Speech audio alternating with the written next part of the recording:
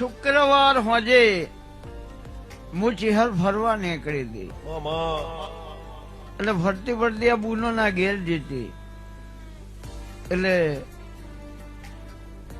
શનિવારે બપોરે બેન તારા ઘેર રીંગણ બટાકાનું શાક બનતું હતું. હું બાર ચિહર ઉભી રહી હતી એટલે ટોટલ ઘરના 100 સભ્યો હોય અને 100 જણા ભેગા થઈને જમવા બેઠા હોય એની અંદર રોટલી કાળી થઈ ગઈ હોય બળી ગઈ હોય અને ખાતા ખાતા નેનો કકડાટ થયો હોય તો હું ચિહર તારા દરવાજે ઉભી રહી હતી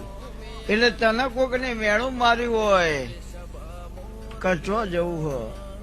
કે ઉવાર છે કે એ શું છે કે ટાઈગર ચિહર વાઘ હ એટલે કે વાઘ શું હાલશે કે વાઘ શું હાલશે તો ખબર નહીં પણ જવું તો સજ આ શું હાલશે મેણું તને વાજ્યું મને ચિહર ન વાજ્યું અને એને એવું કીધું કે એને દીકરો નહીં હાલ્યો ના હાલશે અને આવું મેણું તમને વાજ્યું હતું રબારી ની મારતા ધોણો અને નાભી કેમ રોય ખબર ના પડે તો તું ભીખાની જીવન નો લેખ ના કેવું લ્યા તો તું પડિયટના મકવાણાની માતા ના કેવું લે દીકરો હાલે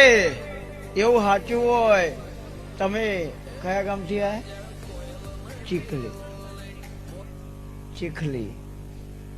લે બોલ મને ખબર નહીં. વચ્ચેના રૂમમાં જમણી બાજુ તિજોરી હે એ તિજોરીની 6 ચાવીઓ ભેગી હે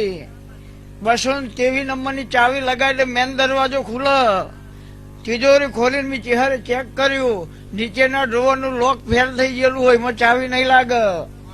અને તારા ઘેરથી 2700 રૂપિયા લઈને હેડી હોય અને દીકરો નારું તો મારું નોમ માતા